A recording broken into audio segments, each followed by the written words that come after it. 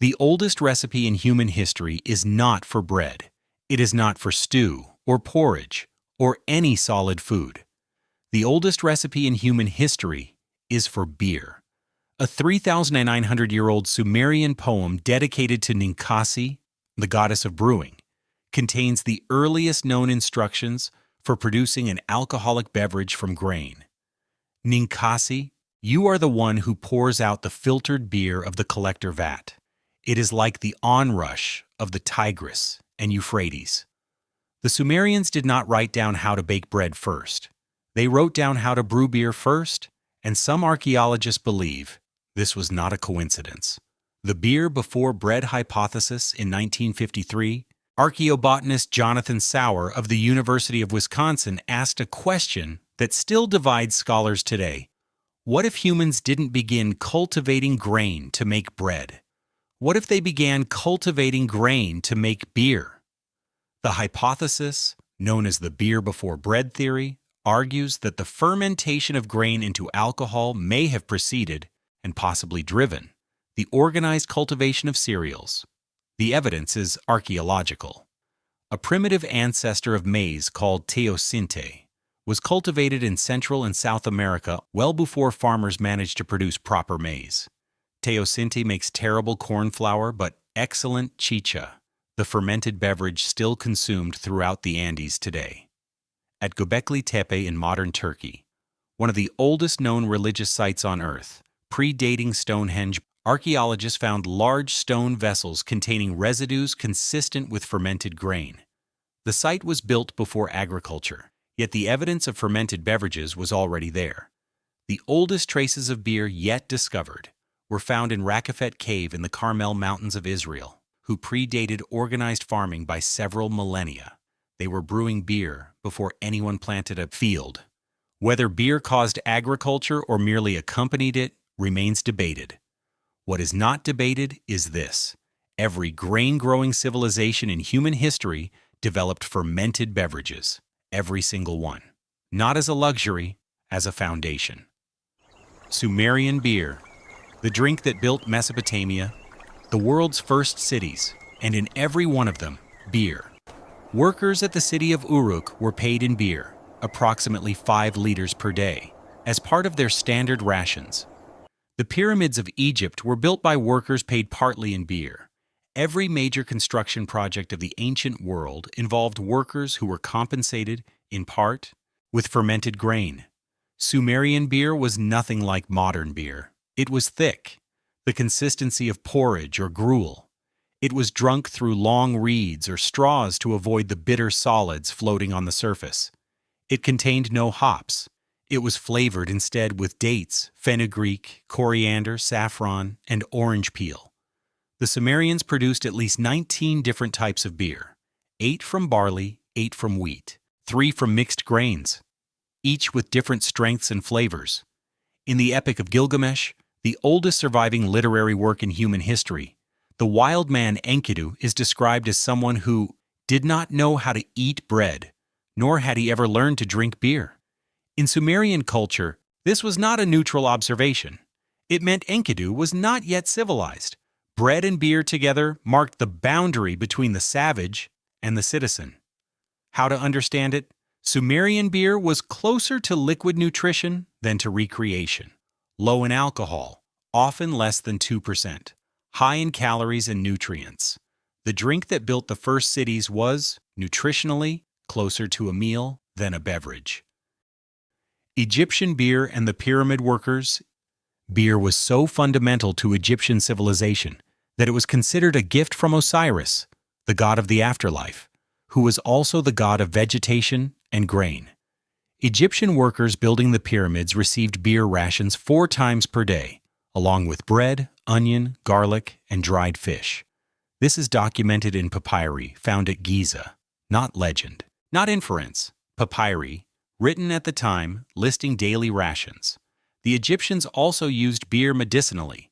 A cuneiform tablet from around 2100 BCE contains a pharmacopoeia, a list of medical recipes, based on beer. It is the oldest surviving record of alcohol in medicine. Hundreds of herbal remedies in the Egyptian Ebers Papyrus, a medical text from around 1550 BCE, used beer as a base or carrier for other treatments. Egyptian beer was made from emmer wheat and barley. The ancient Egyptians had at least 17 different words for beer, distinguishing by strength, sweetness, color, and purpose. Some beers were for daily consumption. Some were for religious ceremonies. Some were for the dead. Jars of beer were placed in tombs, so the deceased would have something to drink on the journey to the afterlife. The civilization that built the pyramids was partially built on a foundation of grain, water, yeast, and thyme. Chicha, the sacred drink of the Andes, the fermented maize beverage that sustained an empire, was being made long before the Inca existed. The Inca inherited chicha from cultures that preceded them by thousands of years, but they elevated it to something sacred. The Inca offered chicha to the rising sun in a golden cup every morning, pouring it on the ground as an offering to Pachamama, the earth goddess. Before any religious ceremony, before any military campaign, before any major agricultural event, chicha was offered first. During Inca festivals, entire warehouses of chicha were opened and distributed to the population, millions of liters at a time. The state brewed chicha on an industrial scale, employing dedicated brewers called aclacunas, who were chosen for their skill and worked exclusively for the Inca administration. Traditional chicha was made by chewing maize, the enzymes in human saliva converting the starches to fermentable sugars, then spitting the chewed grain into a vessel and allowing it to ferment. This method is thousands of years old. It is still practiced today in small communities in the Peruvian and Bolivian Andes. The same technique, the same grain, the same reverence. How to understand it? Chicha was not simply a beverage. It was a ritual object, a currency, a political tool, and a nutritional staple simultaneously. The drink that fed the workers who built Machu Picchu was the same drink poured into a golden cup and offered to the sun. Pulque, the drink of gods and elders, Mexico. Long before the Aztecs, pulque, the fermented sap of the agave plant, is one of the oldest fermented beverages in the Americas. The Aztecs worshipped the goddess Mayahuel, depicted with 400 breasts, each one producing pulque, as the divine source of the drink. But pulque was not for everyone. According to post-conquest Aztec documents, consumption of pulque was generally restricted to religious ceremonies and freely allowed only to those older than 70 years.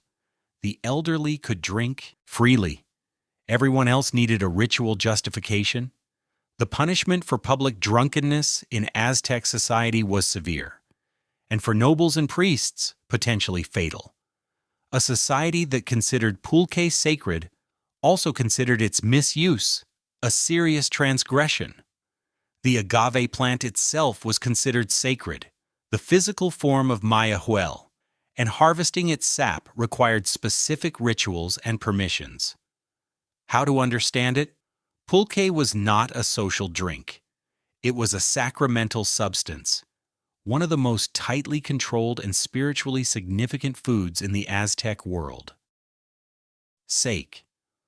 Over 2,000 years of recorded sake production, and the methods reach back further still. The earliest sake was made by chewing rice. As with chicha, the enzymes in saliva converting starches to fermentable sugars. This method, called kuchikami no sake, literally mouth-chewed sake, was practiced in ancient Japan before the koji mold fermentation method was developed. Sake became inseparable from Japanese religious life. At Shinto ceremonies, sake is offered to the gods before being shared among the participants. The ritual of kagami baraki, breaking open a sack barrel with a wooden mallet, is performed at celebrations, marriages, and sporting victories. The largest sack barrel ever assembled was broken open at the 1998 Nagano Winter Olympics as a gesture of welcome and national celebration. Sack production in Japan today is still considered a craft requiring years of training. The master brewer, the toji, holds a role in Japanese food culture comparable to a master chef, a living link between ancient fermentation practices and the modern world. How to understand it? In Japan, sake is never just alcohol. It is an offering, a greeting, a celebration, and a connection to 2,000 years of ceremony. Kvass, the bread drink of Russia and Ukraine. The fermented beverage made from bread is one of the oldest surviving beverage traditions in Europe. Kvass is made by fermenting old or stale bread in water with yeast. The result is a slightly sour, mildly alcoholic drink, typically less than 1.5% alcohol, that was consumed by everyone in Russian society from peasants to czars. In medieval Russia, kvass was considered a fundamental daily beverage, as basic as water, more reliable than milk. The Slavic expression "to live on bread and kvass" described a life of simple sufficiency. Peter the Great reportedly drank kvass regularly. Russian soldiers were given kvass rations in the field. During the Great Siege of Leningrad in World War II, kvass production continued even as the city starved, because it provided both hydration and minimal calories from whatever grain could be salvaged.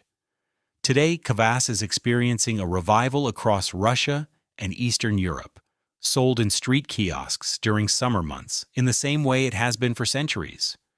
The drink made from stale bread turns out to be remarkably difficult to replace. How to understand it?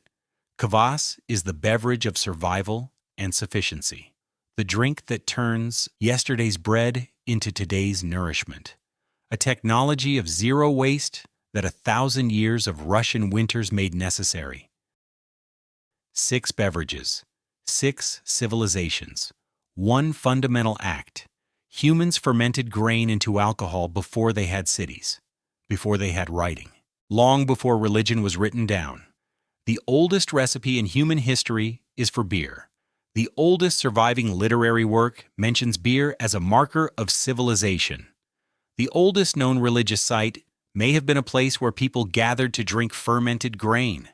Every civilization that grew grain developed a fermented beverage from it, not by coincidence, because fermentation solved problems that no other technology could solve as efficiently: preservation, nutrition, safe hydration, and something harder to define: the social and ritual function of sharing a fermented drink.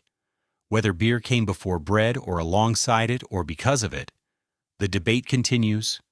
What is certain is that the drink made from grain has been present at every significant moment in the human story: at the foundation of the first cities, at the funerary feasts of the dead, in the golden cups offered to the rising sun, in the ritual breaking of a barrel at a modern Olympic Games.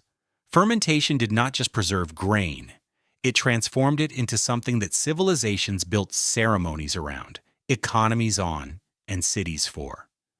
Next video, every type of miso explained. The 2,300-year-old paste Japan never stopped making, and the one variety that ferments for 3 full years in cedar barrels in Nagoya. Subscribe so you don't miss it.